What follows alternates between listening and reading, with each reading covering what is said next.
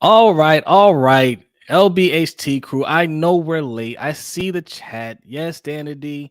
Yes, I see the clock. You guys are so spoiled. You know that you're so spoiled. Question mark. Brett Bazel wants to know, y'all meeting about the winter meet and greet? No, there will not be a winter meet and greet. There'll be another meet and greet. Okay. Time and date TBD. You guys really like that meet and greet. I appreciate that. I'm glad you guys came out.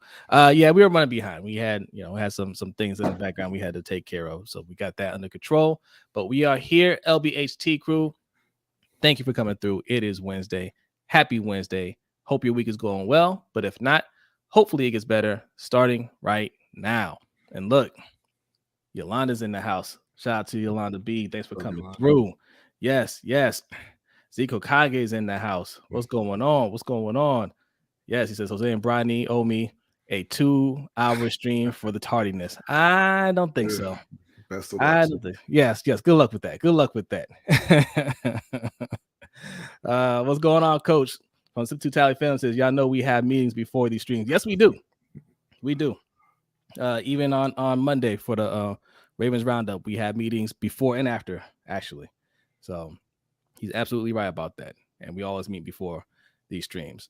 Buddha Christ says, I don't know if anybody has brought it up. Brought what up? Let's see. I don't know. What did anybody bring it up? I'm looking for a previous. He is also hesitant to bring it up, apparently. Yeah, apparently. Raven Ron in the house. What's going on? Raven Ron says, what up, LBHT? Patched up O-line, doing great things. Okay. Omar Tillman is in the house. What's going on? What's up, and yes, Omar? Bazel, you were first. D Weezy in the house. What's going on, D Weezy? What's up, Shaheen? Where's Shaheen? What's up, Mikey? Mikey in the house. Shaheen, what's going on? 2:55 a.m. See, now I feel really bad because he stayed up just to watch this show. I don't know. He probably working or something like that. I don't know. But we held him up. Big Reg is in the house. What's going on, Big Reg? Jeremy Miller's in the house. Salute. Marco G's in the house. What's going on, Marco G? The chef's in the house. Chef 87. What's good? Willie Seabon. Salute. Will G's in the house. Okay, man, you guys are waiting. Our guy Suge Knight 323. His Steelers pulled out the ugliest of wins on Monday, but a win is still a win. What's up, Suge? Yes. Who else is here? AJE. All right, Danity. I said, what's up to Danity? AJE even looks like a troll on this picture. Doesn't he look kind of like Sadiq? I thought that was Sadiq at first. Yeah. Matt D, what's going on? In one session, salute. Okay, all right. Listen, we're late, but we're still gonna have a very fun show ahead of you. All right. I hope you guys enjoyed our video we put out yesterday, recapping the previous week, because we'd like to do our predictions on this show, which we will do later on in the show. Obviously, we'll be talking about the Ravens' upcoming matchup against the Colts. The Panthers face off against the Seahawks. That's going to be tough.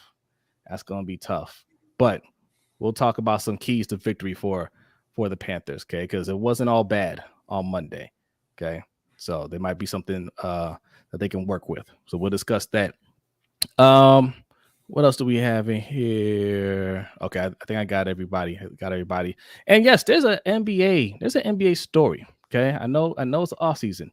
B didn't even know we're gonna talk about this. Okay, I put it in there the last minute.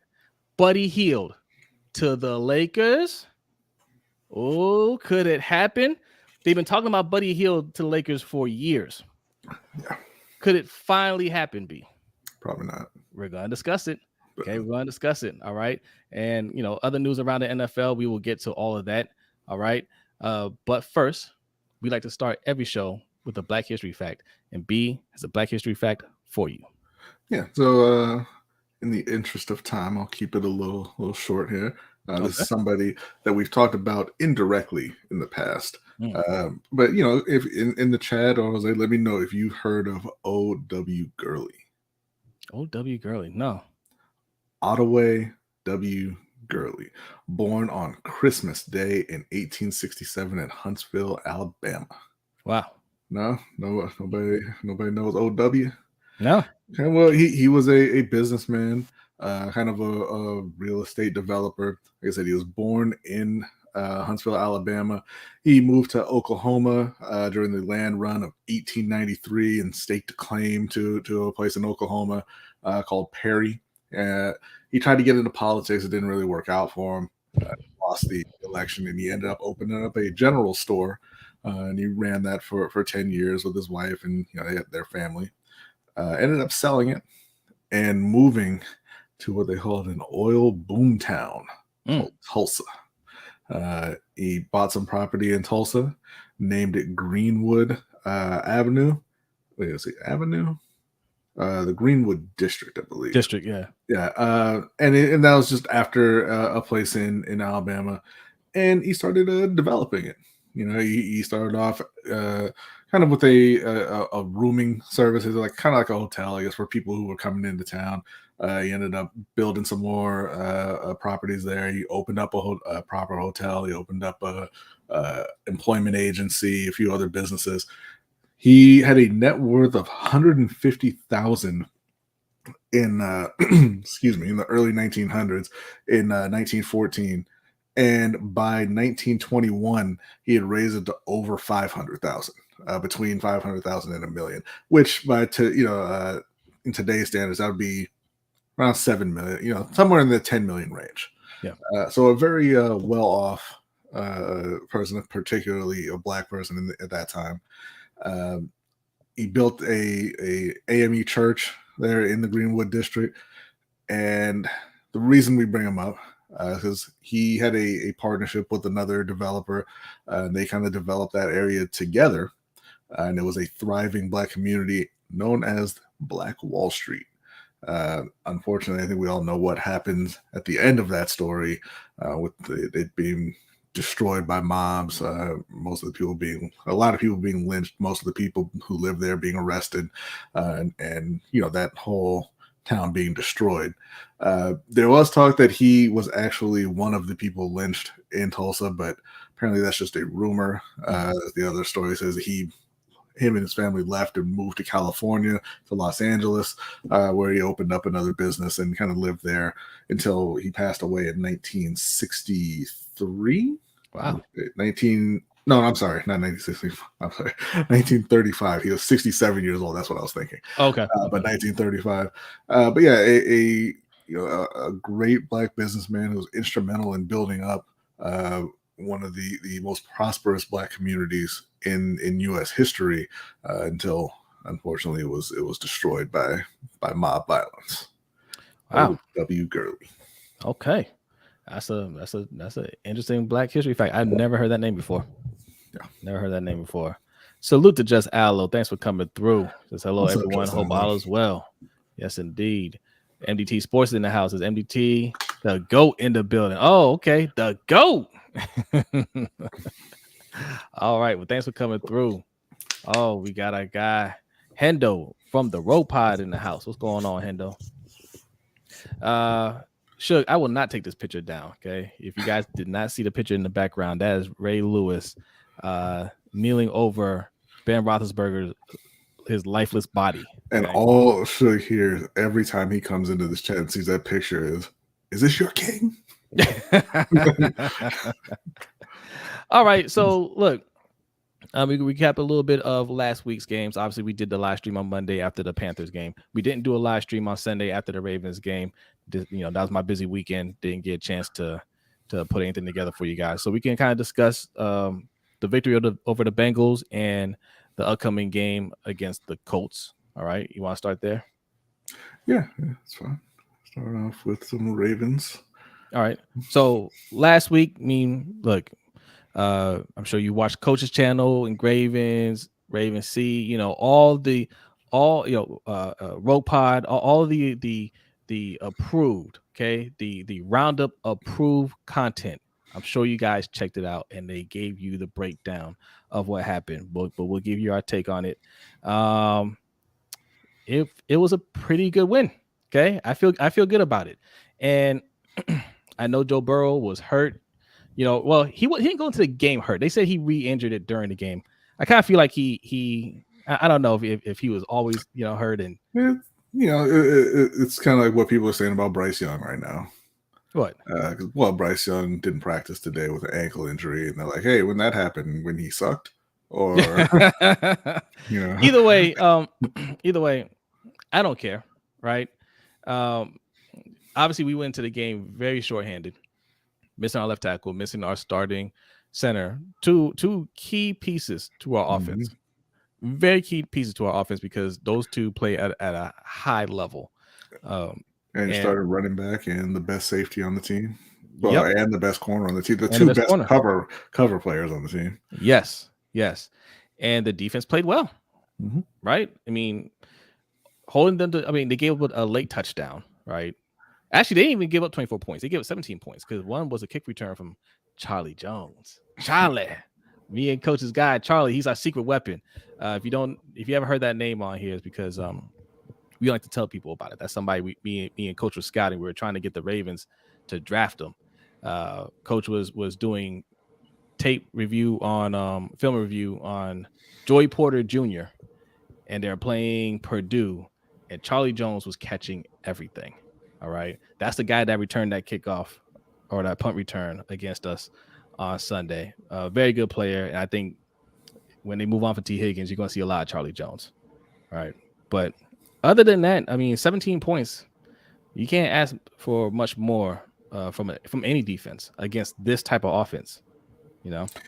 Yeah, I hope that that guy, what's his name, Zim? I hope he's doing all right because he seemed very upset about the prospect of Lamar playing the Cincinnati Bengals, and Lamar played very well. And obviously Baltimore got the win despite having all those key players being out. I'll say this: I'm very happy with this win for Baltimore, mostly because I've been horribly wrong on the Panthers start to the season. But I told y'all that Baltimore was far and away the best team in that division, and they were going to win that division going away. And that's what they look like because they're not even rolling yet. They're not even clicking on offense. They don't have their best players on defense, and they are clearly the class of the AFC North. I'm going to push back a little bit though on the defense playing well in this game. Okay. Is it that they played well, or is it that they played the worst offense in the league? Because I'll tell you something that I learned right before the show. Because as I said, the Panthers are 0-2, and I was very wrong about that. So I'm looking for any kind of silver lining right now. The Panthers, who I thought had the worst offense in the league, they do not.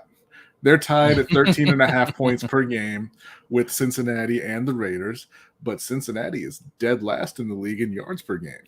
So is it that they've played the two best defenses in the league? No, because the Browns just gave up 26 to the Steelers in a loss. They're just awful, and they're worse. Well, no, one of the scores was a pick six, right? Yeah. Listen. Do me a favor. Don't do here. This ain't a debate show. Don't try and poke holes in the points I'm making. All right, you just let it be. Okay. Cincinnati, worst offense in the league, not Carolina. So there's your silver lining, Panthers fans. I would say they start off with two tough defenses, but so what? They have the talent on. That's not an excuse for Cincinnati.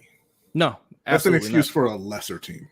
Yes, but not a team with Joe Burrow and Jamar Chase and T. Higgins and Tyler Boyd and Charlie Jones and Joe Mixon, and all this talent on offense. That's not an excuse for them. Well, not only is it not an excuse, right? Week 1, everybody across the league can say, hey, it's our preseason, right? So you can play ugly in week 1, and nobody's gonna think twice about that.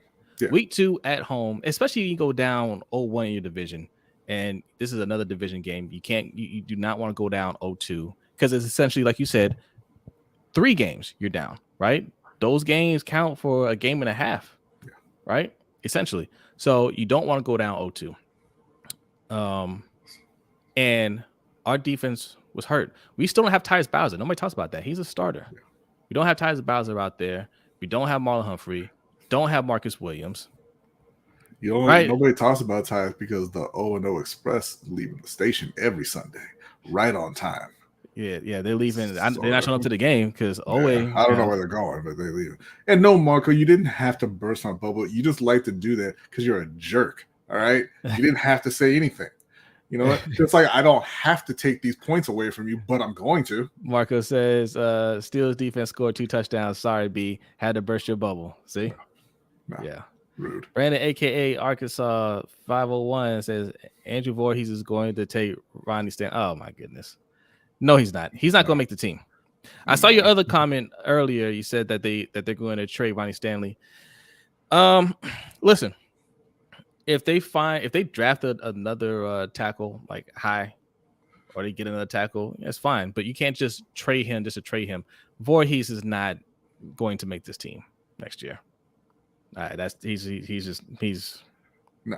Yeah, he's not doing anything. Danity, he is an offensive-minded coach. He gets kind of a quarterback whisperer name because of Carson Wentz. But the reality is, and this is something that what's up, Wick? That Panther Nation podcast pointed out before the season started. His teams start very slow. All of his teams have started slow. Cool, Frank, right? And then they kind of build momentum throughout the year and finish well. But we'll talk more about that. Shouldn't be starting slow. We'll talk more about that in the Panther segment because I'm with Rashad and Dave, man. I think they starting slow, but a lot of teams are starting slow. I don't think it's a big deal for them. This is a big deal for Bengals, though. It is a big deal for the Bengals. The Bengals are not going to catch Baltimore. No, I don't want to say it's over with. Obviously, it's 2 weeks. They're a very good team, but Baltimore is a better team, and the Bengals are not going to catch up to them. I don't think, especially if they actually trade T. Higgins during the season. Like, this is kind of the rumor going around that teams are, calling and interested, and obviously people kind of assume they don't want to pay T. Higgins. So if that's actually the case, they're definitely not going to catch Baltimore. Okay. Shout out to More Sip to Tally for the streets for the donation. Appreciate that. Says Carolina is not last in the More Sip to Tally power rankings. That's right. There you go. That's right. You know what I did think was funny is that when I was looking at it, where they ended up on offense and yards per game, 28th, right where Coach had. Okay, speaking of, and I have to get the logo for More Sip to Tally. It's similar to this. Sip to Tally. Look for More Sip to Tally because I know most of you guys are subscribed to Sip to Tally already. If you're not, subscribe. Also subscribe to More Sip to Tally. We gotta get him to 1,000 subscribers. But look through his series. He has a whole power rankings for all these teams, and he has them ranked by position, overall, all that stuff. Check out that series because he gets a lot of things right. Okay, a lot of things right. So you want a point of reference, go over to More Sip to Tally and check out what he's got going on over there. Okay, he covers the whole league over there. So yes, look, the Bengals offense just looks off, right? Mm-hmm. Like the Ravens don't look 100% either, but they look like they're starting to hit the stride more. They look like there was more put together, and the Bengals just have more talent, outside Lamar. So it's a little surprising to see that you couldn't do more against what was out there. Now, credit to Mike McDonald. He's doing a good job with his schemes, and I'm sure that's causing a lot of trouble for Burrow and company. But you got Joe Mixon, you got Jamar Chase, you got T. Higgins, Tyler Boyd. You can't figure anything out there? No. So no, you cannot.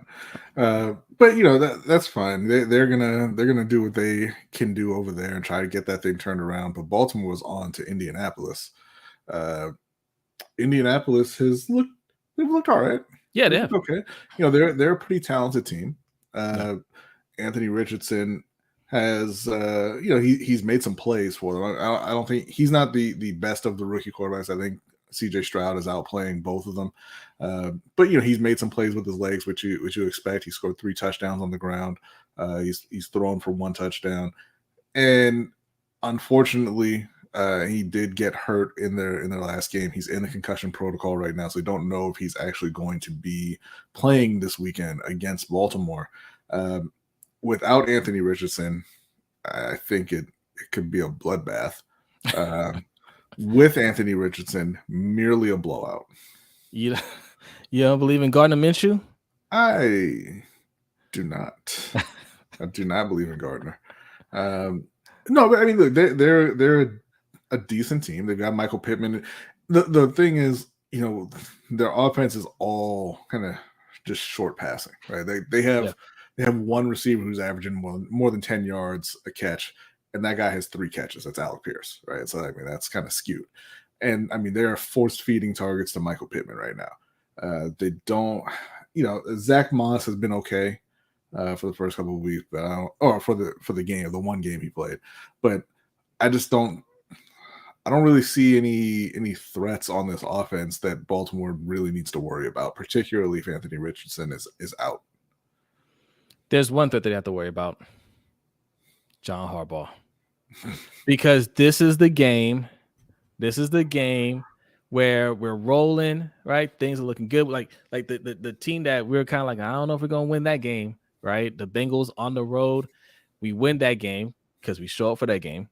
But this one, because we're expected to win, is expected to be a blowout. I can see us dropping it. I'm not saying I'm picking them to win. I'm not saying I'm picking the Colts to win. But these are the type of games where, come Monday, we're like, what was that? Mm-hmm. Right? Maybe this year, we get it together, because absolutely, I just don't see anything that says we should lose that game. This should be another game that we're building off of from the previous 2 weeks, because even this last game, I think it was much better offensively, but it definitely wasn't the best that they can do. Yeah, I agree. Hey, like, offensively, they'll be very dangerous, if and when they get Jonathan Taylor back. But Jonathan Taylor don't want to play for you, and it doesn't seem like they want him to play for you either. But regardless, that's not happening this week. So to your point, I think that I'm a big advocate of the get John Harbaugh the hell out of here committee, fan group there. But I think that with this isn't the same Ravens, right? You have wide receiver talent. You have guys who can make plays on offense. The veteran receiver that they signed in Nelson Aguilar can actually play still. Zay Flowers is everything that they expected him to be, right? I think Odell and Bateman, they're a little slower to get going, but I think they'll get it turned on. And obviously you have Lamar Jackson, he's playing like Lamar Jackson, and they have Todd Monken, not Greg Roman, right? So yeah, John Harbaugh doesn't do a great job of getting the Ravens prepared week to week, but they finally given Lamar the tools to where it shouldn't really matter that much. It shouldn't affect them the way it has in the past. So I would still expect them to go out there and the offense to move and put up points just based off of the talent that they have out there. No, I agree. I agree. And I feel like Todd Monken, Todd Monken is not G-Road. Todd Monken has aspirations to excel in the NFL, right? I think he wants to be a head coach, and I think he's putting a lot of pressure on himself to make this work, because it's Lamar Jackson, former MVP, right? One of the best quarterbacks in the league. He's trying to really show out right now, and he's trying a lot of different things out there, and the things that don't work, no problem. We move on to the next thing, a missed throw here or there, no problem. We'll come back to that, and it's working. Right, it's starting to work, and the more that the team buys into it, and the more Lamar feels comfortable with it, I think this offense is going to look really good, and that's got nothing to do with John Harbaugh. And even John Harbaugh, because like I said, this is a lot of pressure on him. Okay, they just signed Lamar, right? You had 5 years with him, and you haven't won it all. History says, 5 years with the coach and quarterback combination. If you don't win within those 5 years, you don't win it. Yeah. Right.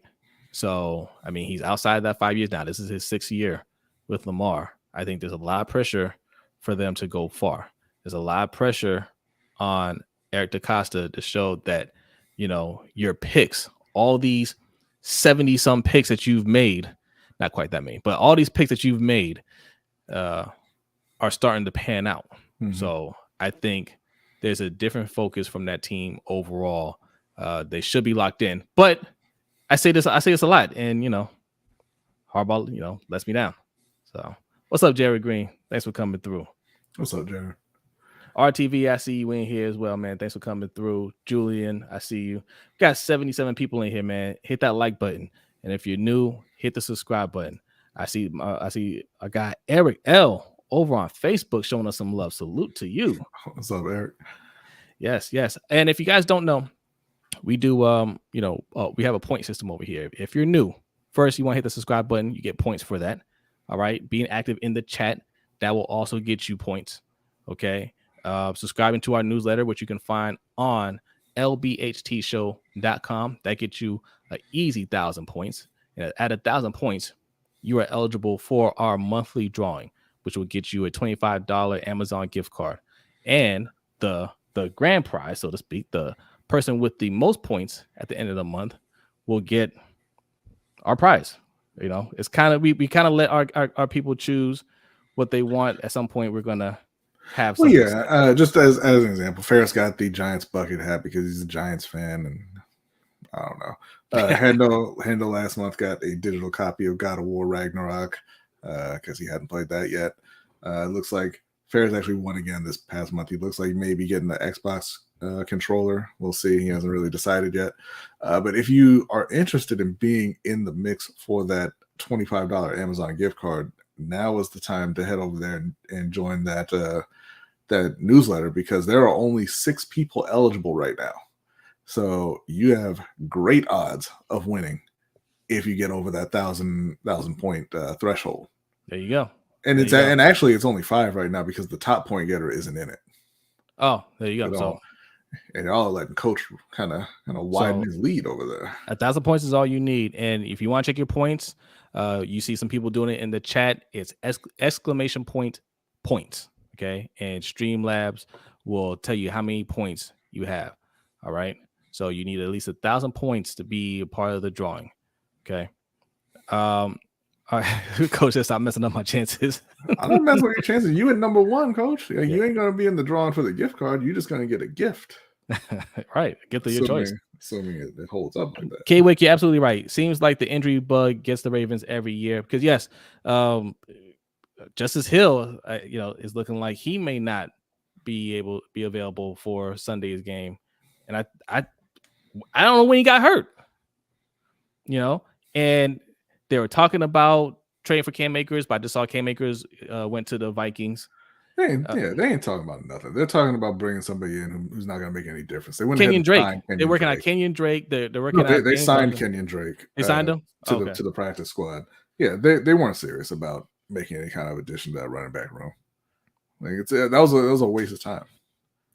These are the things that irritate me about this team, man. Like, I think J.K. Dobbins is a big loss. He has a different gear than Gus Edwards and Justice Hill, right? Those two I like, right? And the way they played on Sunday, like you said, B, you could see both of them going over 700 yards rushing. I could too, right? But J.K. Dobbins I think he's just a step up from those guys. And I don't know, not even trying to find any other viable options out there that could be closer to that. I don't know. But going straight to Kenyon Drake because he was on your team before and he's familiar with what you do. Yeah. He was solid for us. I'll give him that. He was pretty solid for us. He was solid in a vacuum. Yes. If you compare him to what the other Ravens running backs have done with Lamar as a starting quarterback, he was very bad. Yes. So yeah. But I think they only want him temporarily because they said it's going to be they have 3 running backs, in Edwards, Hill, and Melvin Gordon, and they just wanted an extra body. And after not this week, but after next week, Keaton Mitchell is eligible to come off of IR. Not sure how healthy he is. I mean, I don't know. I don't think it was a very serious injury that landed him on IR, so I would expect him to be back. But we'll see. But yeah, I don't think it's going to make too much of a difference for this game. I think personally that they're going to win big against the Colts this week. Yeah, like I said, I just want to see more. I mean, look, just keep building off the offense. I don't want to criticize too much, given the fact that we still have people out, but just sharper passes from Lamar. Lamar finished the game pretty well. he got off to a slow start to miss some open passes early on, some open players, but he made up for it. And this is what we've been talking about, right? Other quarterbacks do the same thing. They miss a guy. It's not the end of the world because they're going to run that play back, right? They're going to have other opportunities. In the past with Giro, you missed that play. That was a huge blow because you're not going to get the opportunity again. Yeah. Tom Monken is doing things differently. Okay. He sees a look. Okay, it was there. We're going to come back to it and hit this guy. Okay. Yolanda says she's hopeful Drake will work well under Monken's system. Yeah, I think he'll be fine. Yeah. Rahib Ali says Melvin Gordon in the way. Yeah, you said use the rookie running backs. I wouldn't mind seeing Keaton Mitchell out there. Yeah, he's not available. So I mean, oh, that's right. He's on IR, right? Oh, yeah. That's right. Yeah.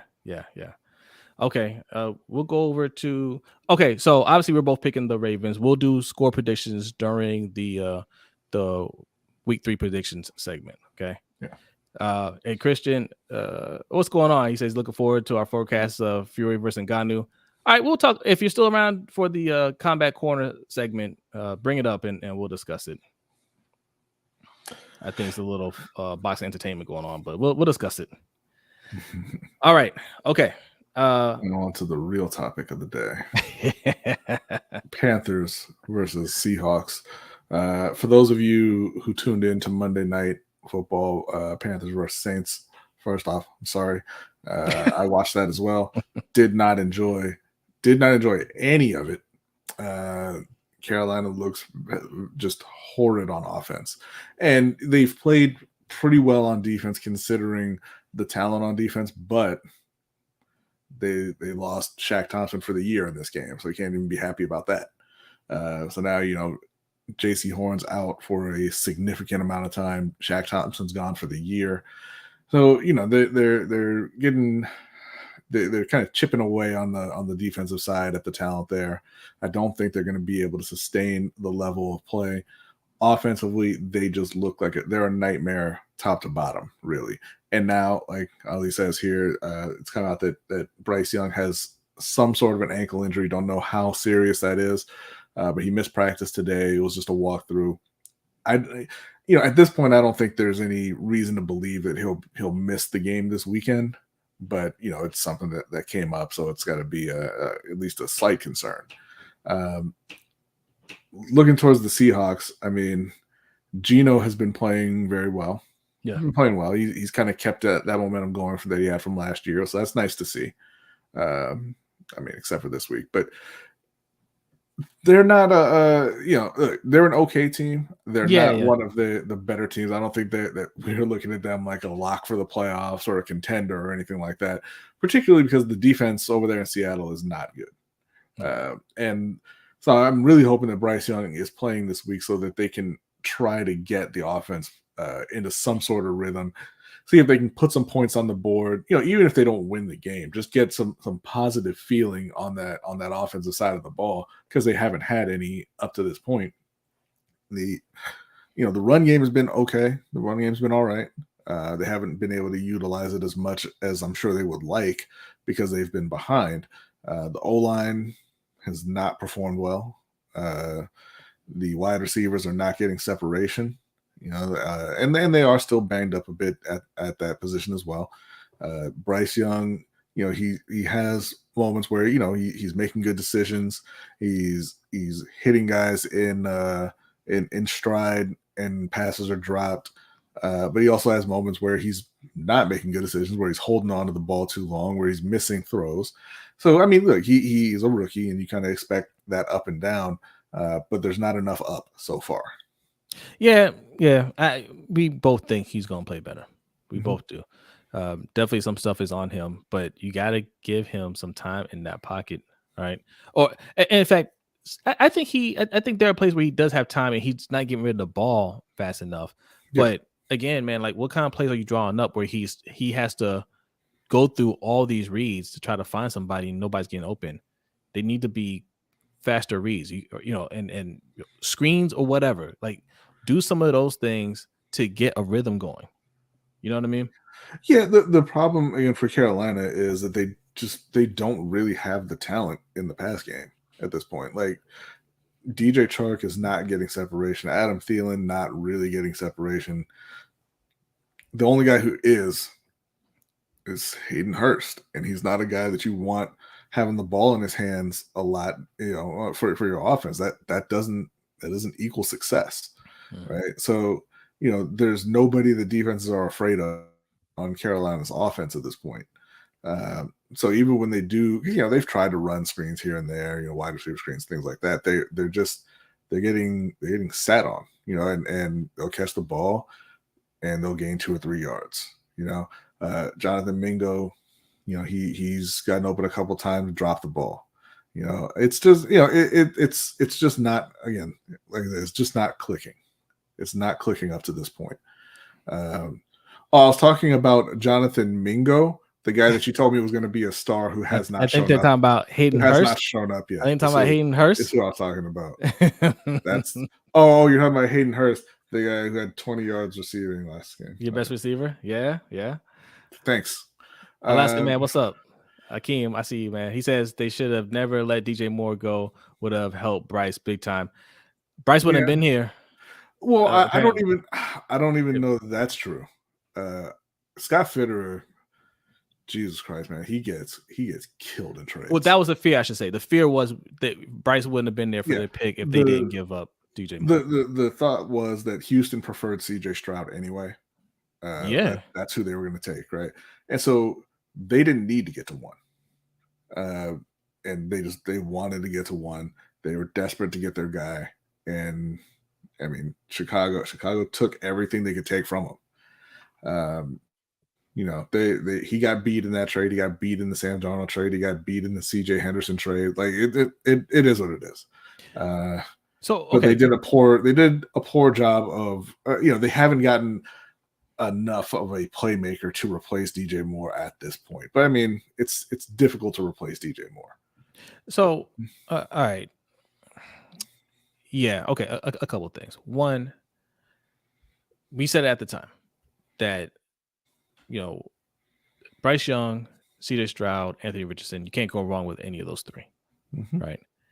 Now, granted, when you're an organization, you're a coach, and you're going through all these tapes and you're scouting these players, you have your favorites. Okay. Mm-hmm. But to let Chicago pressure you like that, like you said, all right, we don't move up to 1, we move up to 3 or whatever, and we get, if Bryce Young goes before that, but we'll get CJ Stroud, or at worst, we'll get Anthony Richardson, and we'll still be fine, right?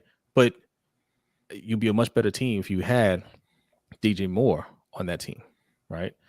The other thing I want to bring up, because I can already start to see people talk about this, because you and I talk about all the time how they should have drafted Fields to begin with, and they wouldn't have been in a situation where they had to just, trade off Christian McCaffrey, trade off DJ Moore. They would have had a good team in front of them.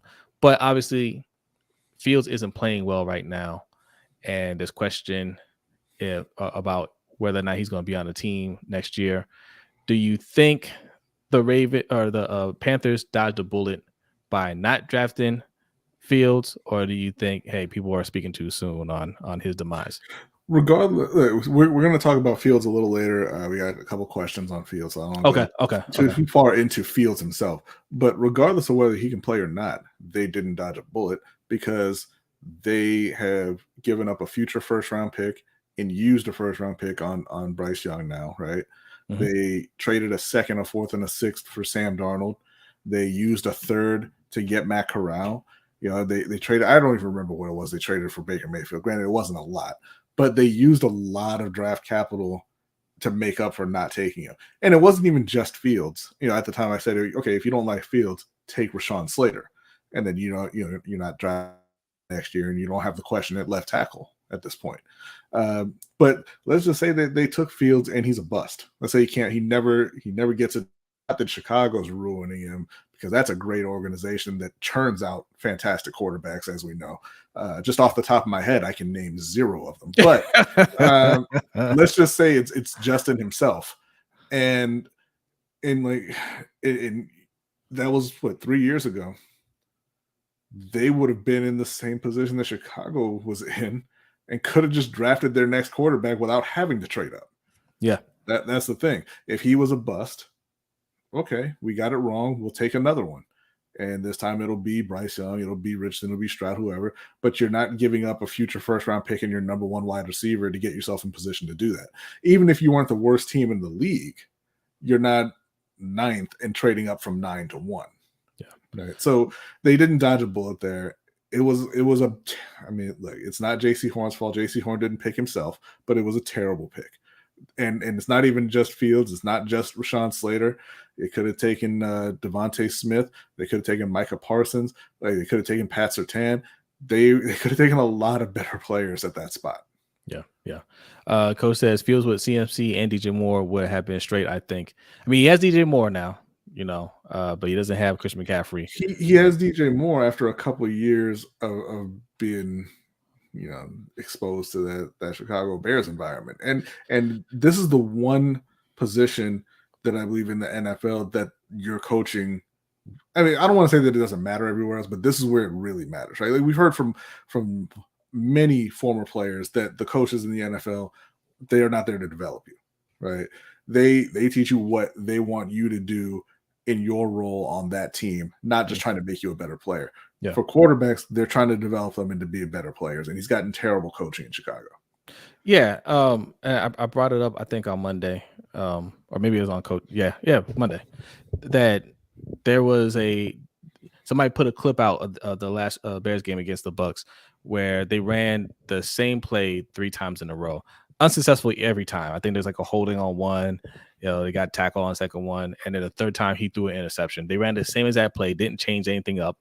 One of the I think it was Levante David, one of the defenders. It was just like, yeah, they literally ran the same play. We knew exactly what was coming, right? I mean, that's coaching.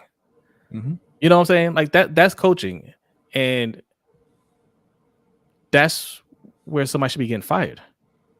Yeah. And you can look at Justin Fields play and see that he has the ability. Yeah.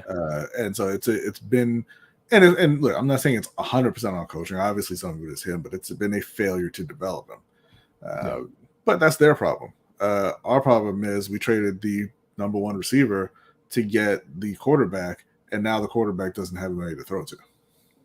Well, yeah, that's the thing. That's the thing. Like, you need to have some level of talent, but man, it's they didn't do a good enough job acquiring some in the offseason. I understand you had to give up a lot to get Bryce Young, but you have to do something, man.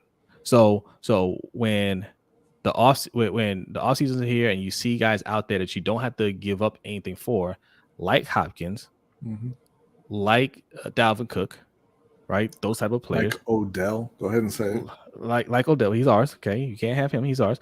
But no, like, those are the type of players you should have been pressing hard to get, right? And I just didn't see them in on any of those guys.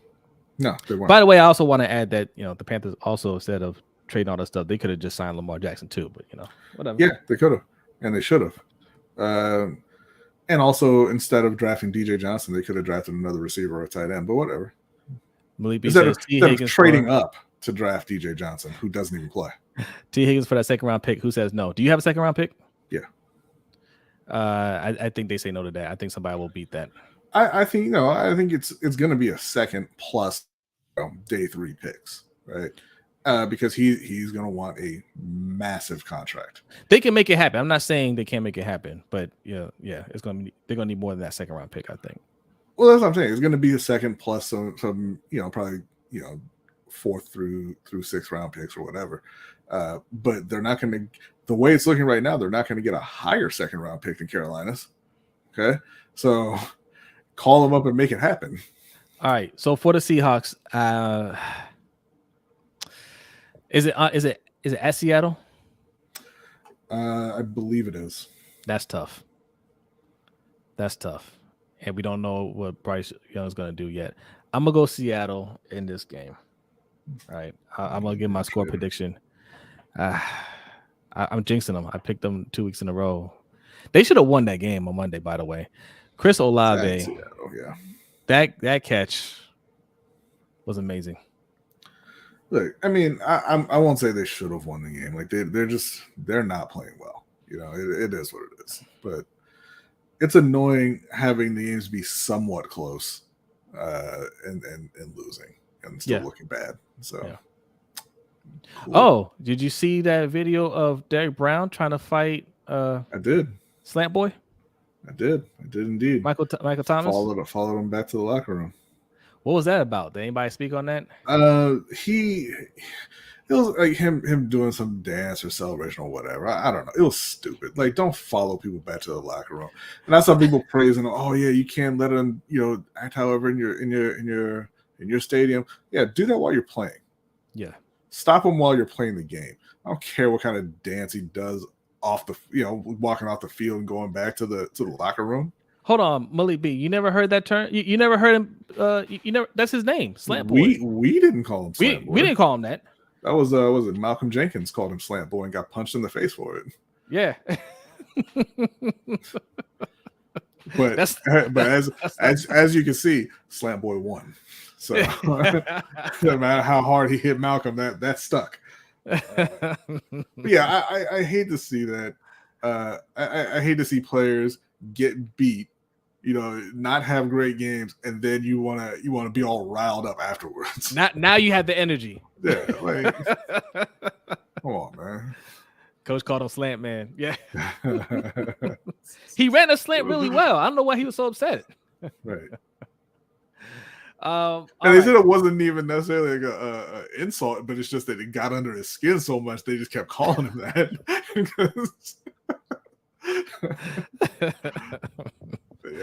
Yeah. Okay. All right.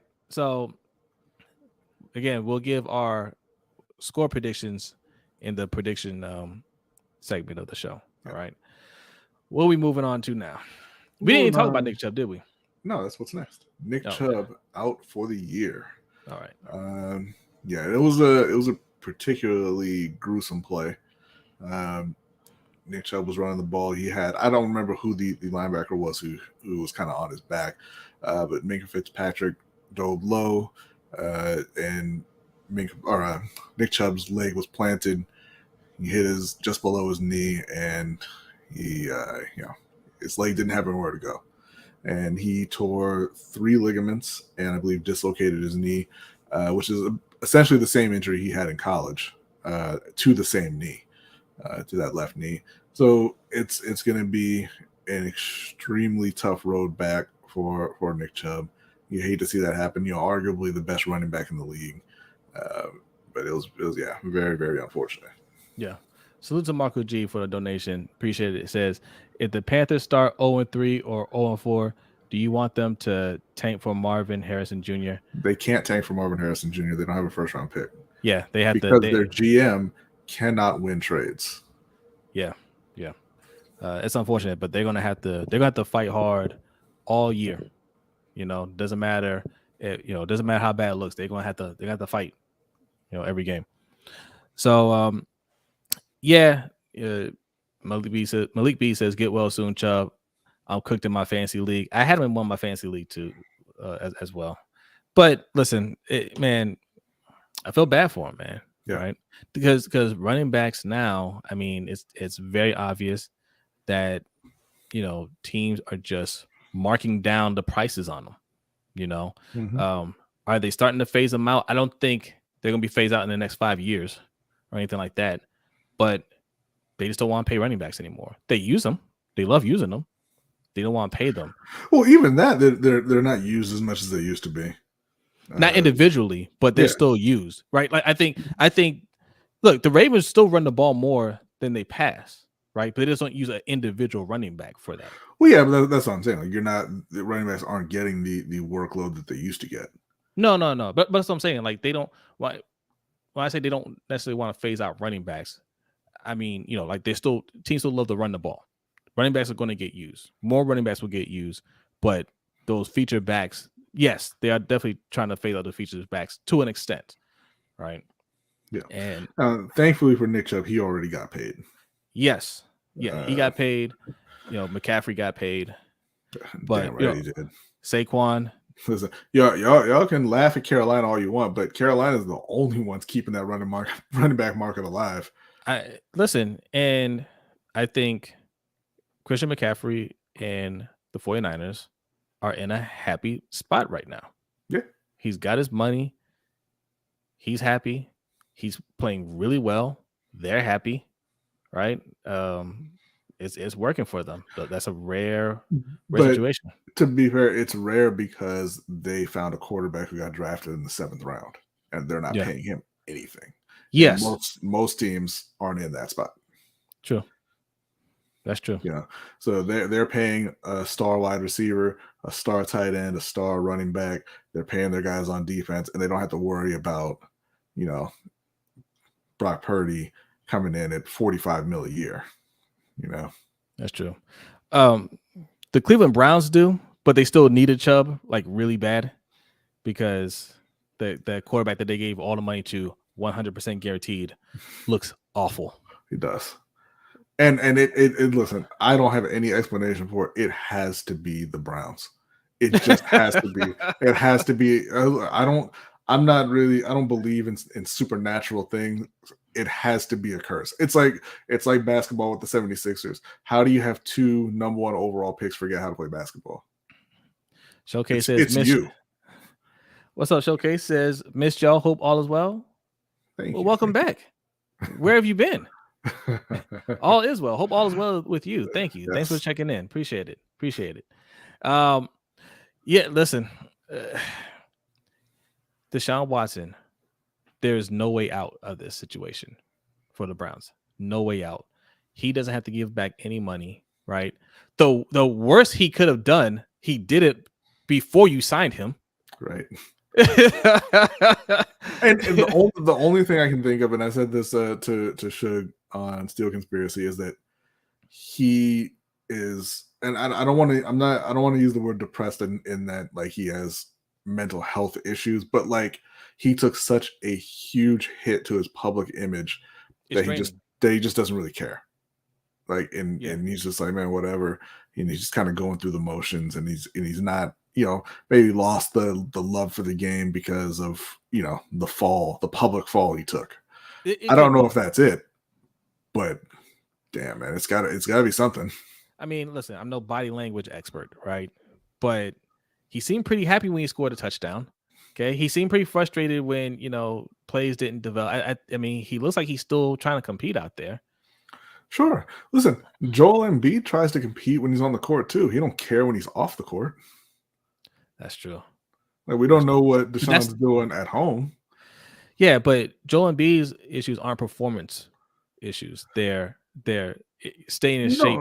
Yeah, but that's what I'm saying. Like, he doesn't care when he's off the court. He doesn't care enough to put in the work to make the not an issue. Like he gets fatigued every year, and he gets those nagging injuries every year because he's out of shape.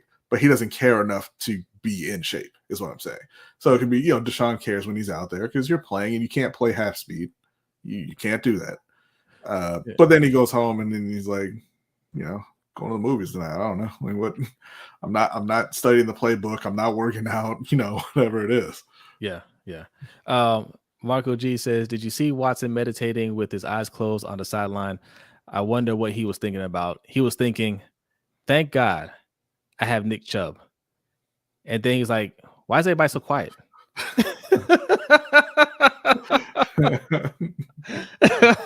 That's messed up. That's so messed up. He opened his eyes and said, oh no. So they did resign Kareem Hunt. Yeah. Kareem Hunt pulled one of these Shark Tank, one of those Mr. Wonderful, sat back. All roads lead back to Mr. Wonderful. Okay. Yeah. He's going to make up to $4 million on that deal. Okay. Listen, my man ain't getting anywhere near $4 million because he is not going to play. What's his base? He'll get $1 million. Yeah. He's going to play. He's not going to play. He'll be active. He's not going to play. Yeah. Well, that dude, he is washed. At least he got a job. Who's their backup? Jerome something. Jerome Ford and Pierre Strong. Ford played pretty well coming in for Chubb. Yeah.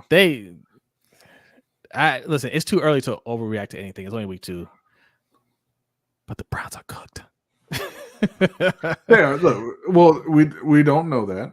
No, and we're not going to say that because we also have another question about the Browns. Okay. So we're going to move on from that topic right now. Next up, let's just we might as well just segue into the submitted questions. Okay, before we get to submitted questions, all right. We still got a good amount of people in here, almost 60 people in here. Hit that like button. Hit the like button if you haven't already. If you're new, hit the subscribe button. All right. And if you're really enjoying our content and you want to support the show even more, like other people have been supporting the show, a couple ways here. Right below B, $ LBHT Show. That is the Cash App. Also, the pin link that you see in the chat box will take you to our Stream Elements page. This is how we do our super chat over here. Okay. So I know some of you guys might be wondering, where's the super chat? It's not enabled. It is. It's right there on the screen, and it's the pin link. Okay. Both ways. You leave your donation, leave your comment, and you get that nice little animation right around here. Okay. Microphone man will give you the raised fist. Okay. To salute you for your donation. And we'll read it on air as well. All right. Also, patreon.com/LBHT Show. All right. That is where you can find the Overtime Show. And we have a lot of fun on the Overtime Show. We discuss topics that we don't get to on the main show. And what is tonight's topic? Our guy, Stephen A. Smith, beefing with T.O., beefing with Max Kellerman. Who was on crack? Who is on crack?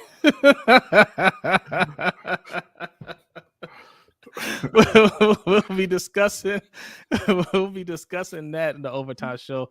I don't really like discussing these things too much, but this whole thing is ridiculous. I'm not a Stephen A. Smith fan, but this thing has blown up, and I have a lot of strong opinions about Stephen A. Smith that I want to get off my chest. So we will discuss that on the Overtime Show. That'll be a lot of fun. Patreon.com/LBHT Show is where you can find that show. All right. Yes. All right. Submitted questions time. Submitted questions. We got a couple questions here. A couple Justin Fields related questions. We're going to start off with I got Felipe Moreno, who says, do you guys think that the Bears will draft a quarterback this season? No, they won't draft the quarterback this season. We don't think Justin Fields is as bad as he's playing right now. They may not make the playoffs. They may not have a great season overall, but they're going to win more than enough games, I think, to take them out of that, that QB class. I know there's a lot of QBs coming out of the class, but I think they'll win enough and he'll perform well enough to where it's not really in question. I'm going to disagree. I think that they do draft a quarterback this season. I agree that Justin Fields can be a good starter, but it's not working in Chicago right now, and I don't think that they have the coaching staff to make it work. So I'm going to say, because I'm not sure how many games they're going to win. Before the season, I thought that they would challenge for that division. They don't look like that team right now. But, you have Caleb Williams, Drake May, Michael Penix, Shador, and whoever else kind of throws their hat in the ring, right? So there are a number of quarterbacks coming out. I don't think they'll be totally out of range of those guys, but you are also forgetting they have Carolina's first round pick. So I think what they'll try to do, depending on how these teams finish up, is they'll try to do what the Cardinals are trying to do and grab a quarterback in Marvin Harrison. And have and give their new quarterback, whoever it is, Harrison and DJ Moore to throw to. Okay. But we'll see. That, like I said, depends on how the Panthers and the Bears finish up this season and where those picks fall. But I think that they are going to end up drafting a new quarterback. This isn't the regime that drafted Justin Fields.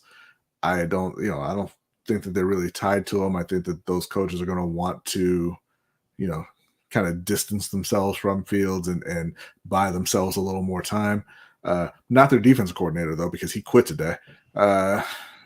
Not sure why. He said he needs to go home and be a family man, which means it's anything but that.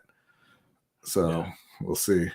But I think they end up actually, trying to move on from Justin after the season. All right, what's next? Next question from Jeremy. Are the Browns done after the Chubb injury? I saw they re-signed Kareem Hunt, but I still can't see them making it to the playoffs. Yeah, I think they're done.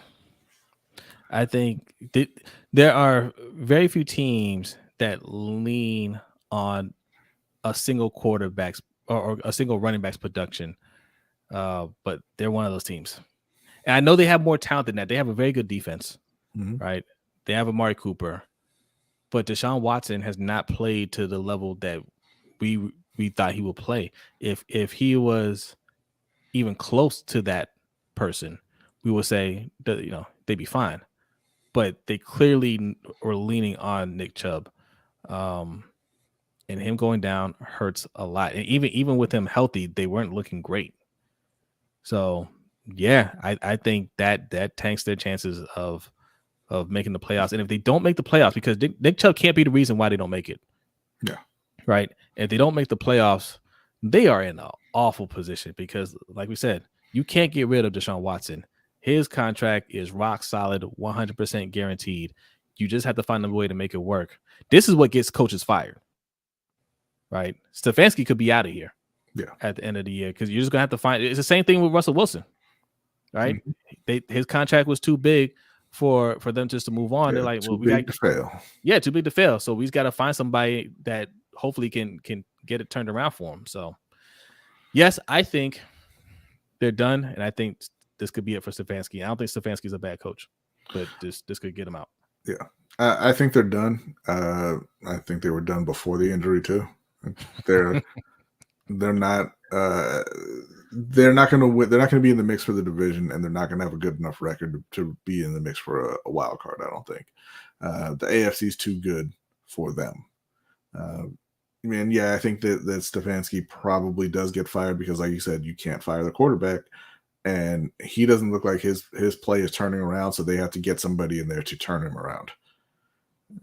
So, I think they're done, and I agree that Stefanski will be out. Number 3, going back to Chicago, from my guy Marco G. Thank you very much. Do you think the Bears should hit up G-Row and see if he can jumpstart their offense for at least one season, considering Fields is a mobile quarterback? Nope.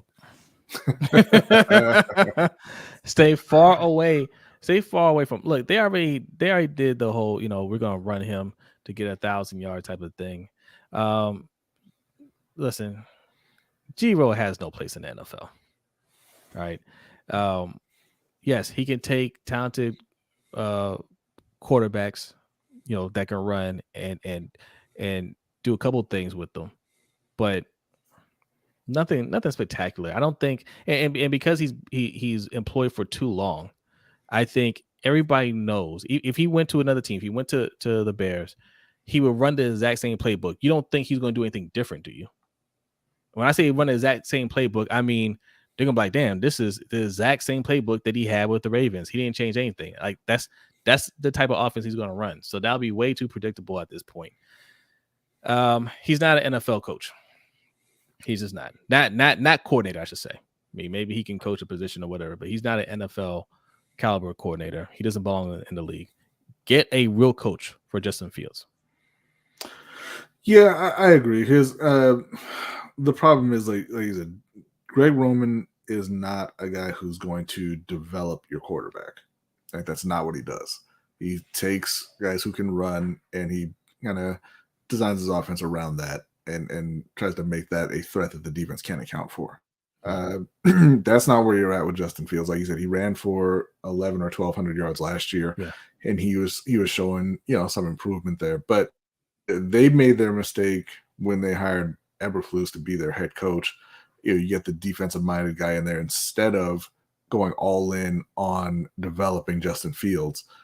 And like I said, at this point, I'm not sure. I believe he said time for Gio to get a CDL. At this point, I don't know, what they could do this year to try and salvage things, but I don't think that coaching staff is really going to try.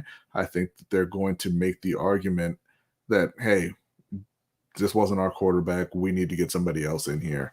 And I don't think they're going to be worried about developing Justin Fields or his well-being moving forward. Yeah. All right, is that it?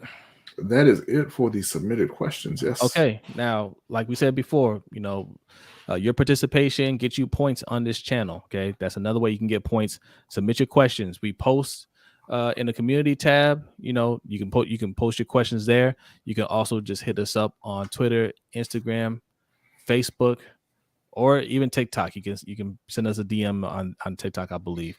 So any of those places at LBHT Show. Okay, it's all the same right below there. Okay, all those places is the same tag at LBHT Show, or you can email us lbhtshow@gmail.com. However you want to get your question into us, you submit it to us.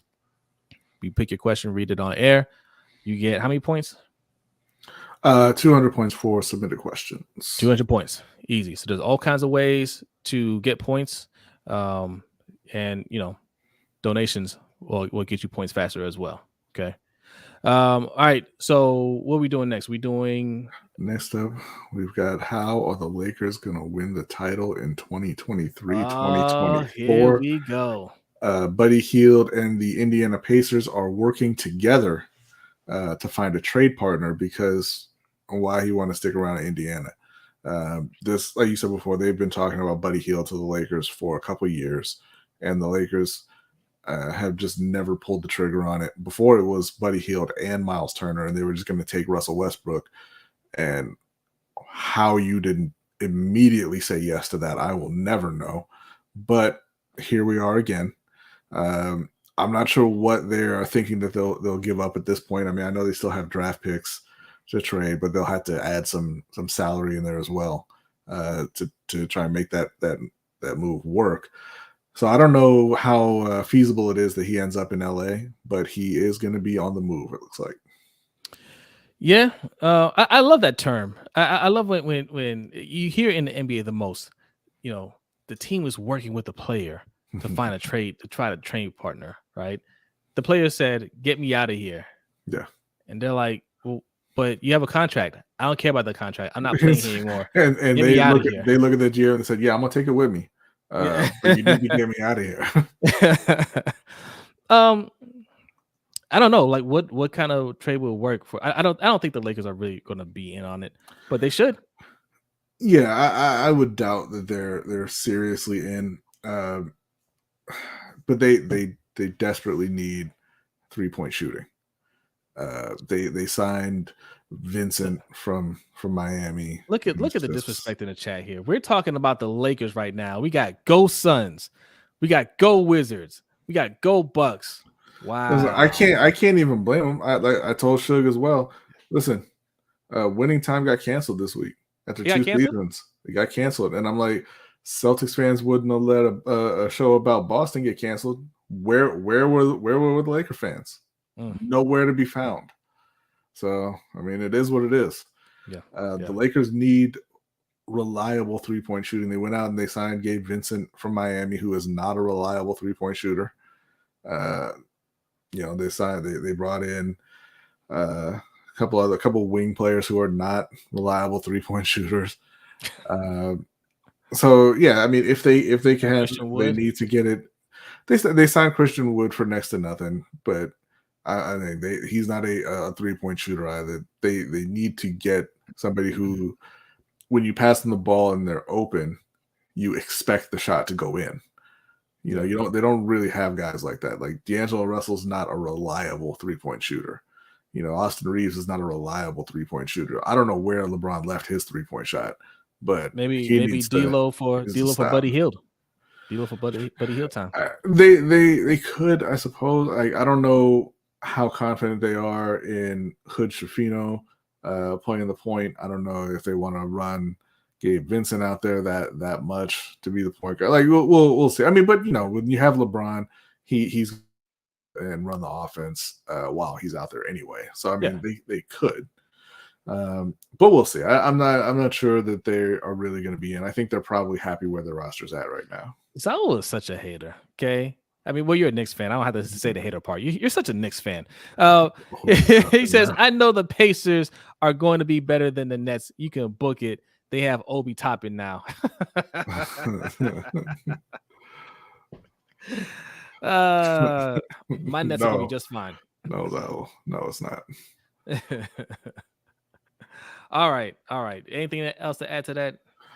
No, I agree, Will G. It's Rui time. Rui needs a bigger role. Rui can't shoot threes either. But yeah, it's cool. I like Rui too.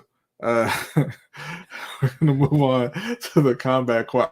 It's been 4 years. You can't find anybody who can shoot threes. That's what everyone does. That's all anybody practices. You can't find anybody who can shoot threes for you. Whatever. I'm sorry. Combat corner time. We're talking about boxing now. Unbelievable. All right. So last time, and it was our last stream on Ring Kings podcast, coincidentally.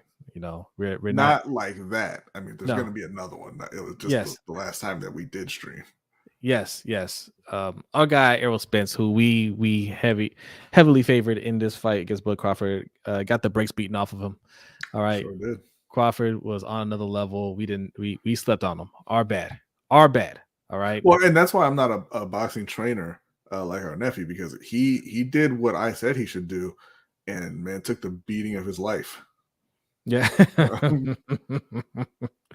He did.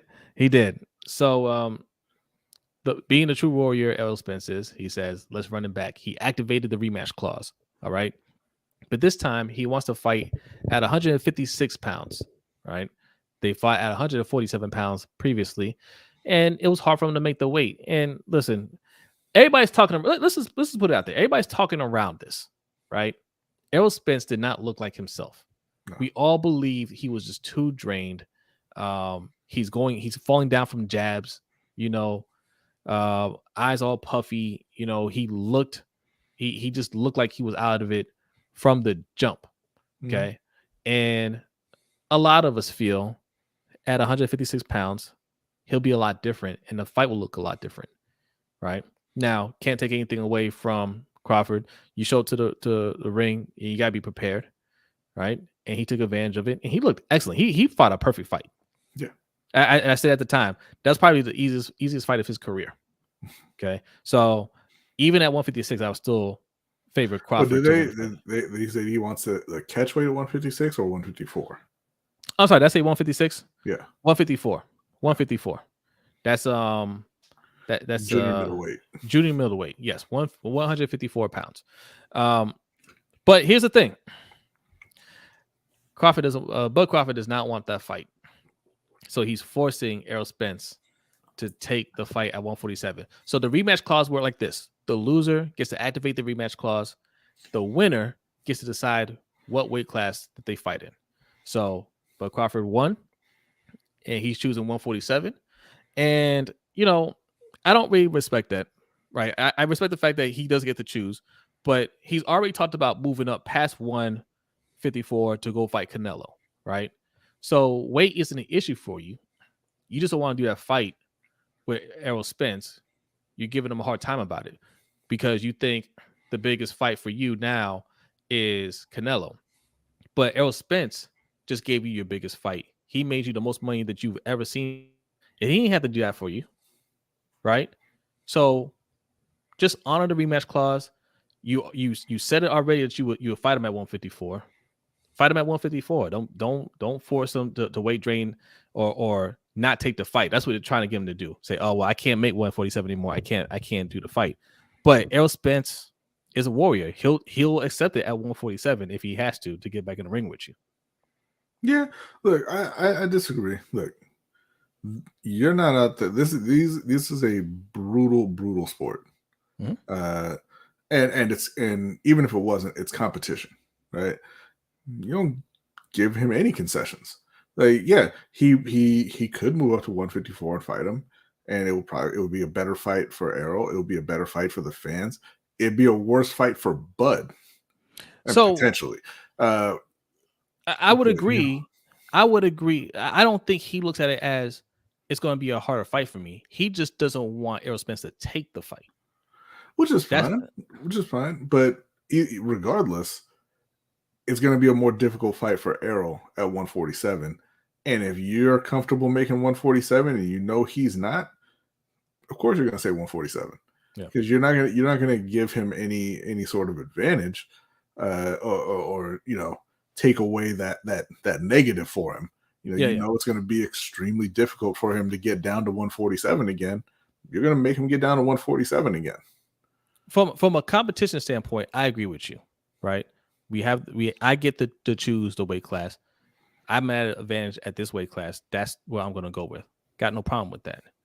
But the word is, he's only doing that because he knows Errol Spence can't make 147 anymore, and he won't accept the fight. He won't do the fight if it's at 147 because he doesn't want him to accept the fight. He wants to go do other things. So on a business standpoint, I don't respect that, right? I think it is what it is, right? Like, if he knew before he signed that fight that he was having trouble making 147. Why would you leave it in there that a rematch could potentially be a 147? Like, it's not Crawford's responsibility, right? The reality is you didn't earn a rematch in that fight, right? Like, he beat you so bad that you don't really deserve to be in the ring with him again. But that's the contract they signed. But the contract they signed also says I get to pick the weight, and he's gonna pick the weight that's tougher for Errol. So, I mean, it is what it is. I think that if that's what he really wants, if he says, hey, I want you to not take this fight so I can go up and fight Canelo, then just say, hey, you know what, go do that. Because he won't beat Canelo. He'll come back down looking for another money fight, and you can fight him then at 154 or whatever. Or you can just move on to 154, take some other fights, and go about your business. Well, I'd say this: he's not going to fight Canelo. Canelo has a fight coming up with Jermell Charlo. Mm-hmm. We don't know who's going to win that fight. I'm picking Jermell. That's nowhere near a lock, right? Yeah. But if Jermell wins, there's going to be a rematch, most definitely. If Jermell loses, he's not going to take Bud Crawford next. Bud Crawford isn't the biggest fight for him. He'll go and rematch Bivol, who's been trying to do a rematch with, right? Benavidez might be even a bigger name. I mean, Crawford's popularity has gone up a little bit, right? But Benavidez, two Mexican fighters, that's big money. And Benavidez has a big fight coming up in November against Demetrius Andrade. Yeah. So he'll have, assuming he wins, if he wins, he'll have an even bigger name at that point. Charles gonna get smoked. He ain't gonna get smoked. I wouldn't say that. Sure, he ain't gonna get smoked. He might lose the fight. I mean, I think Canelo's declining, but obviously he was a great fighter. But Charlo is not going to get smoked. Yeah. But look, we've been wrong before, so but yes, if I'm Errol Spence, I would call his bluff and be like, all right, fine. You Charlo said he's not going to fight you right now. He's not thinking about you. Canelo obviously ain't thinking about you. So then, if those two aren't there for you, who else do you have that you can make a big fight with? Boots Ennis. He doesn't want to fight Boots Ennis either, right? And that's not a huge fight in terms of the money. It makes sense for him to just have the rematch with Errol. Yep. That's the best possible fight for him. And I said that it makes sense for him to force him down to 147. Now, I will say this. If we're talking strictly the purse and how many pay-per-views you sell, it might be better for you to accept 154, because if fans are like, oh, well, you're fighting him again at 147, he can't make 147, it's going to go exactly the same way. Why should I buy that? Yeah. Now, if you say, hey, I'll fight you at 154, and then you can really sell the narrative the entire time leading up to it that, hey, he just couldn't make that weight last time, it's going to be a much different fight. He's going to be much bigger, much stronger, and he's not going to get knocked down by jabs. Then you've got more interest, I think. Yeah. So we'll see what he does. I think, yes, it's Bud's choice. I think the best thing for Errol to do is call his bluff and be like, man, go ahead then. We'll rip up this contract. I'm not going to fight you at 147, and fight David Avanesian again, I guess. I'll go and move up to 154, and when you come back because you want to do another fight because you can't make another fight, I'm going to make it tough on you, right? I'm going to make some concessions on my end now that I'm going to make some ridiculous demands that you're going to have to comply with because people are still going to come watch me fight. Look, Crawford, better fighter, doesn't sell. Yeah. That's what's always going to hurt him is that the numbers are crystal clear that he doesn't sell fights. Mm-hmm. So whoever he's trying to make a big fight with, they're going to be like, doesn't matter if you're better or not. Doesn't matter if you have the belts. I'm a draw. You're not. Yeah. All right. Subscribe to Ring Kings podcast if you're not already. Subscribe. You will get a lot more talk like this. If you enjoyed this segment, go over to Ring Kings podcast right here. Let me take this off the screen so you can see it. Ring Kings podcast. We do the show with our guy OTR Mike. All right. You saw him in the chat earlier. Speaking of OTR Mike, he also has a podcast. Hasn't put out an episode in a while. Look, guys, we're still putting out podcasts. All right. We just had a lot going on behind the scenes, but we are going to start churning out the episodes soon. But Open Mic with OTR Mike is where the mic is open for any discussion, no matter who it is, where it is, or what it is. All right. So go over there, hit the subscribe button. You will not be disappointed in those two places. All right. Also, Hendo from the Rogue Pod. Okay. The Rogue Pod. Go subscribe. All things Baltimore Ravens and track. Okay. He's a track expert now. Okay. Own that. Okay. Own that. Hit the subscribe button over there. You're going to enjoy the content as well. Our guy, Suge Knight 323, who does a Steel Conspiracy. He is a Steelers fan, but he has a Steeler and Ravens podcast. Okay. It's called the Steel Conspiracy. You will see B on there, even though he's not a Ravens fan. He's a Panthers fan, but they talk Steelers and Panthers. Okay. And you'll notice a conspicuous lack of Steeler gold in that logo, but a lot of purple. A whole lot of purple. Just saying. All right. And the Deep Cover podcast, right? That's our guy, Chris Just Joking, Michael Crawford, and Carrie. What's Carrie's last name? Stevenson? Yes, I believe so. Stevenson. All right. Another Ravens podcast. Do a great job breaking down the game. They're excellent. And also the highlights. Okay. Let's Get Ready Network, the highlights. That's the channel our guy Ferris runs. You'll see Ferris, Caleb. You'll see D Weezy on there as well.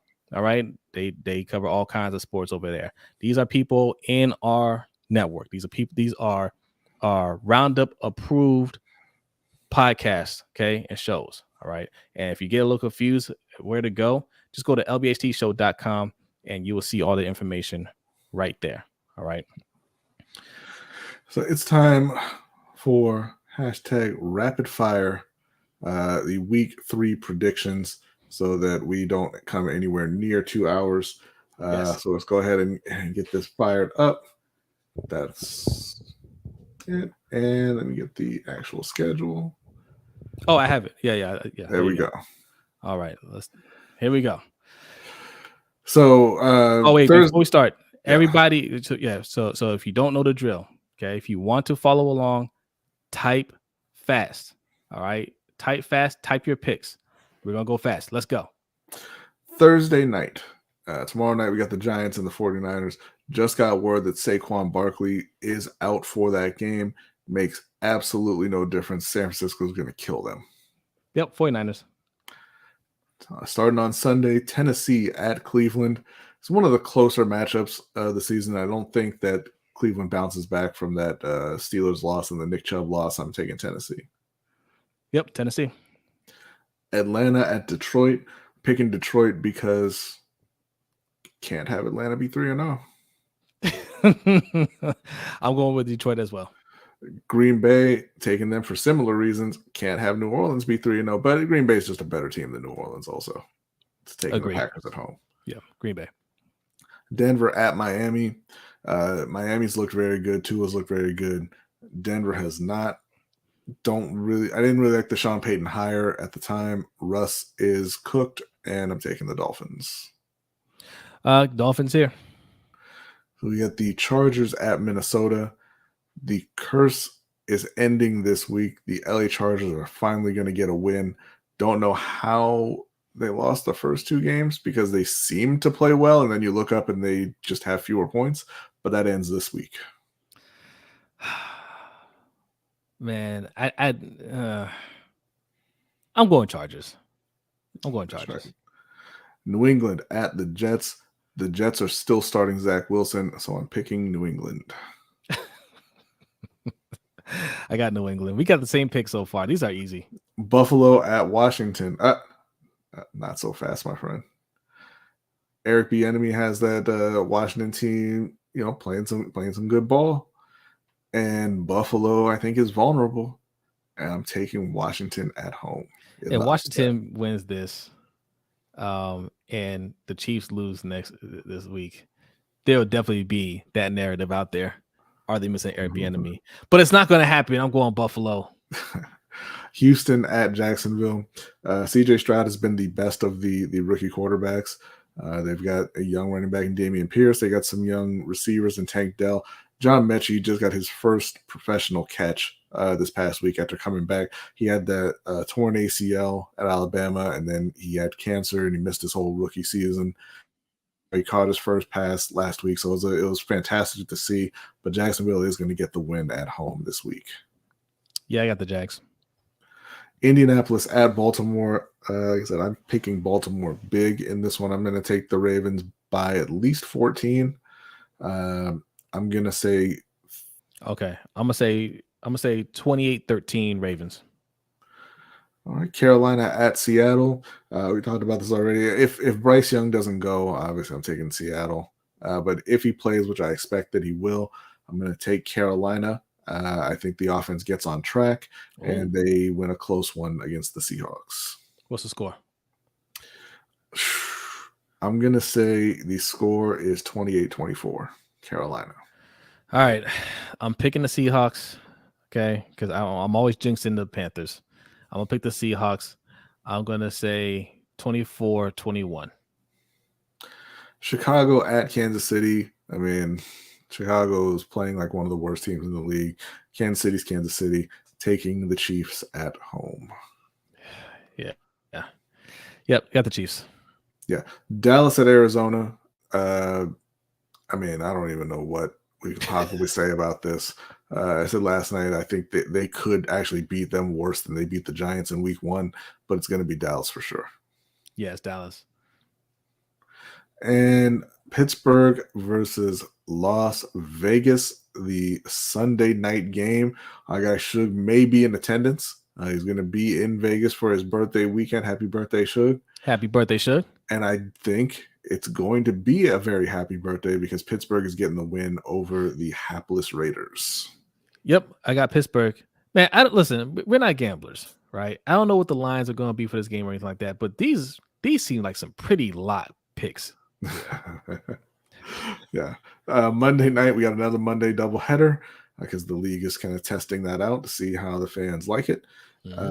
Philly at Tampa. I mean, listen, I almost want to take Tampa because there couldn't be a more lopsided game, in my opinion, but I'm taking Philly, and I'm taking Philly big. Yeah, I got Philly.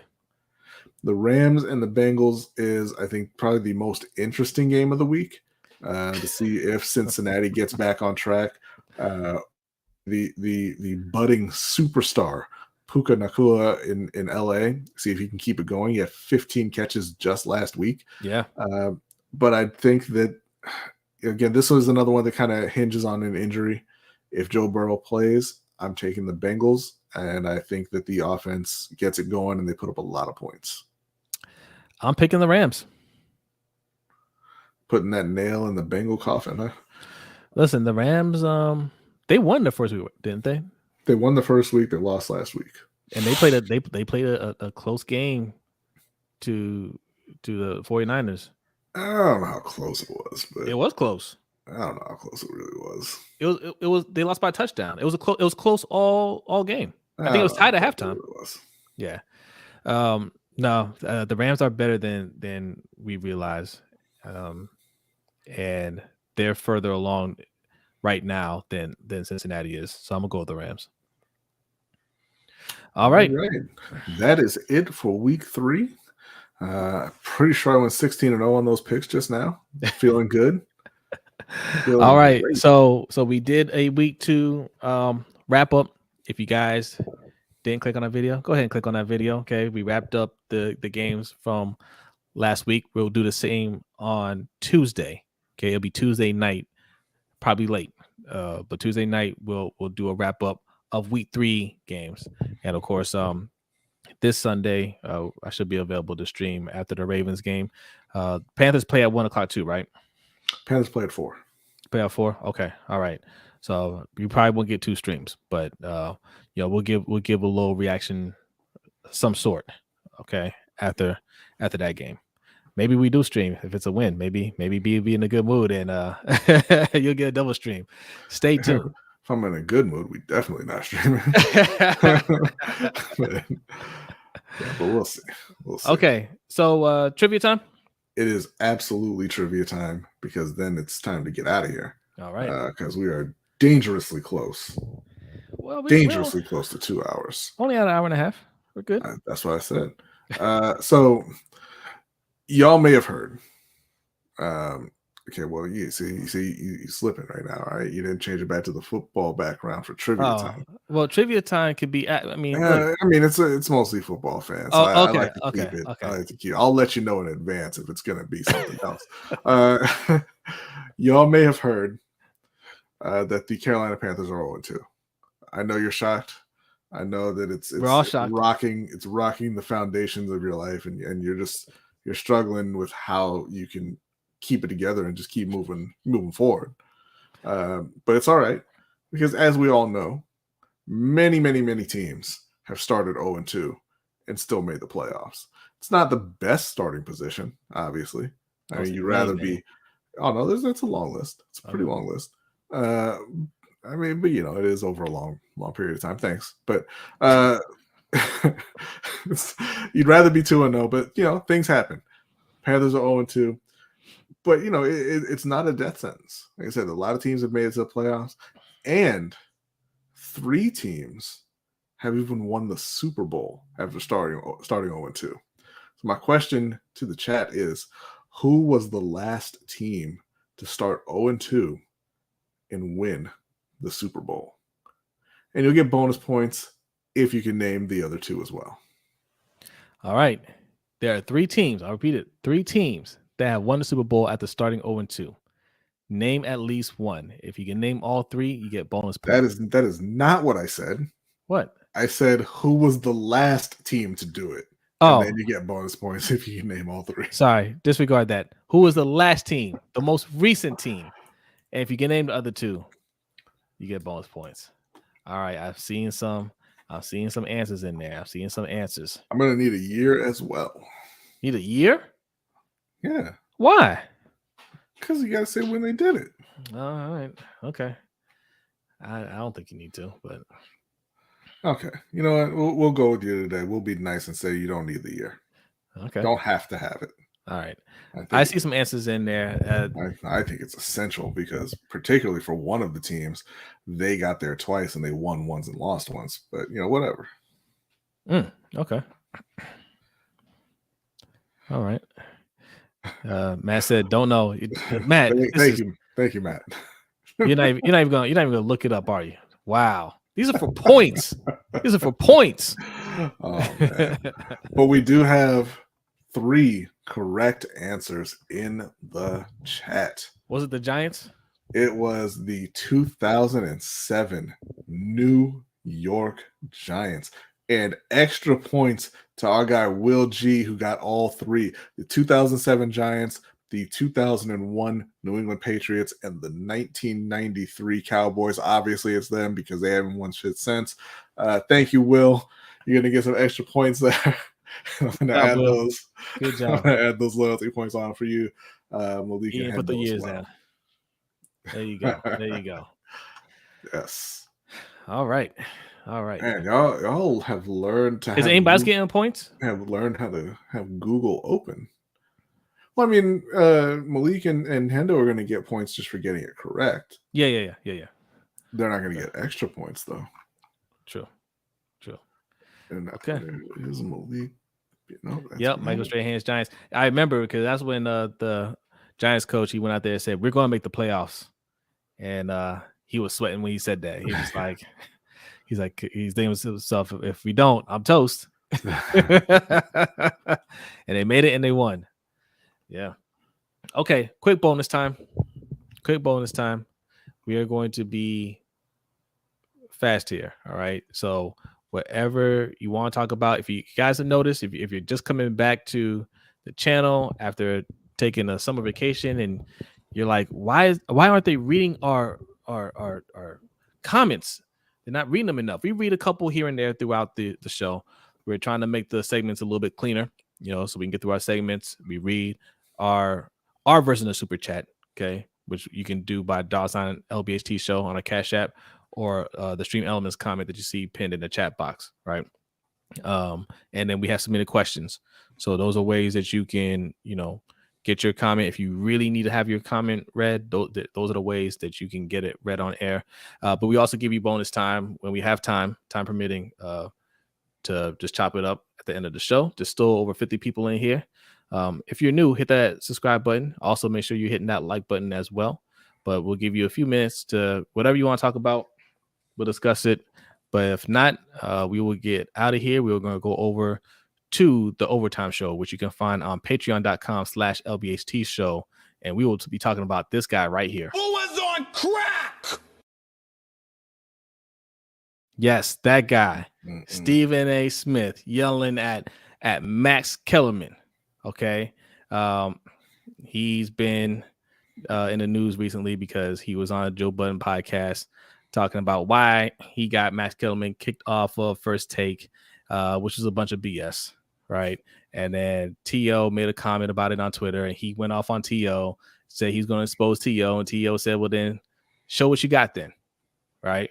So Stephen A. went on the show on Monday and showed what he had. So we're going to go over all of that on the Overtime Show. We're going to discuss the whole timeline, okay, the different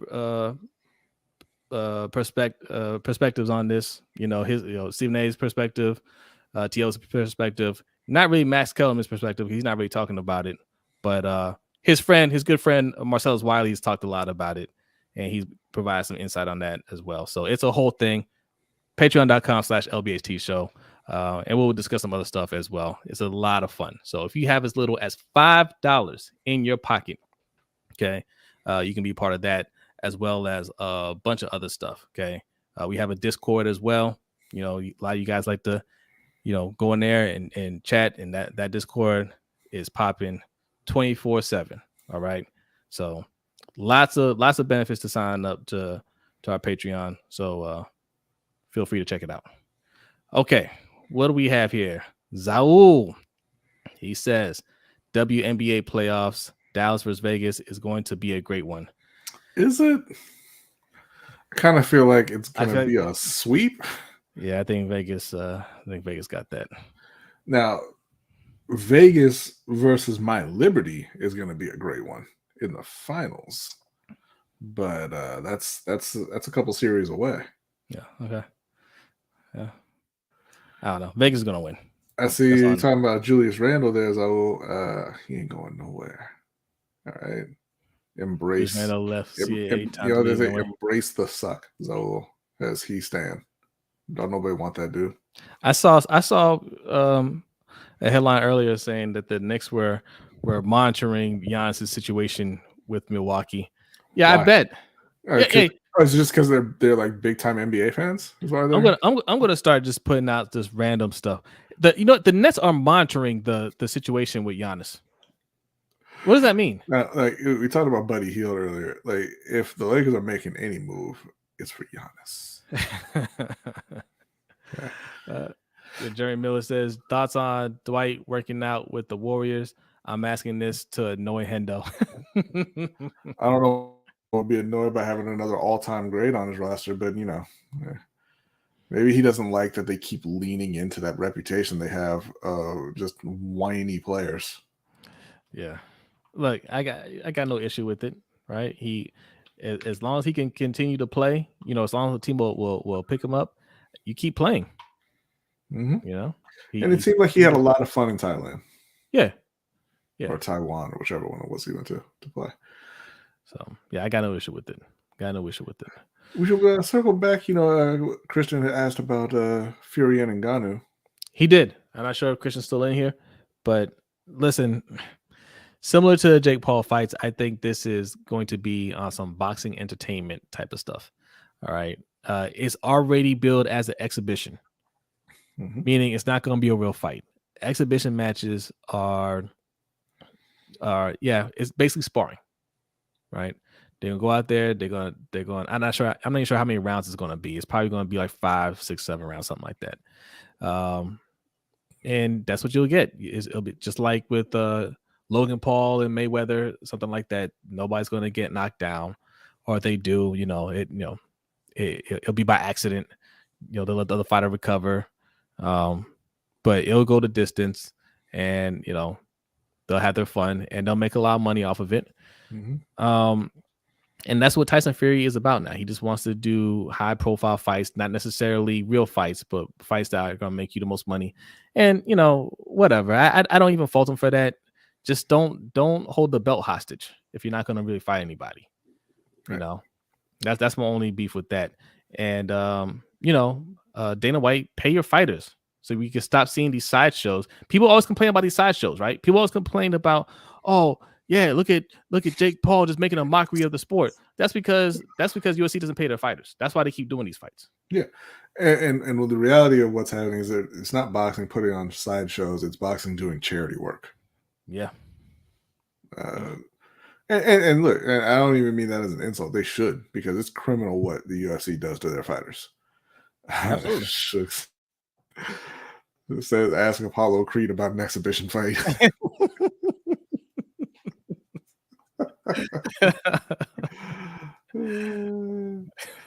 No, Jeremy, like they're still separate, and they could pay fighters before. They just don't. Yeah, it wasn't about the lack of funds, right? They had the money to, they just didn't want to do it. And they still don't want to do it. I mean, when Endeavor took over, they bought UFC for $4 billion. They had money. Money's not the issue there. They just don't want to pay the fighters. Yeah. And my thing is this is with any business, because I hate when this comes up. Oh, well, if you pay the workers, how you gonna stay in business? If you can't find a way to pay your workers, you don't deserve to be in business. Yeah. Right. Business. Yeah. I don't care how you figure it out. You need to figure it out. If you can't figure it out, go away. Right. All right. That is it. We are out of here. Okay. About an hour and 43 minutes. I think that's good timing. If you want to hang out some more, I think this is going to be a fun show. The overtime show is always fun. It's nice, laid back. It's a good time. Okay. And we usually cover some good topics there. All right. So go sign up. Did you have anything else before we get out of here? Nope. That's about it. All right. Tomorrow, football is back. Enjoy your football. Go Ravens on Sunday. Go Panthers. Right. Let's get them in the win column. B, are you ready? Yes, sir. He is ready. Patrons, get ready. The overtime show is starting soon. We're going to be discussing this if you haven't seen it already. Who was on crack? What's coming up right now. So get ready. Everybody else, thank you very much. Have a great night, and we will see you next time. Peace.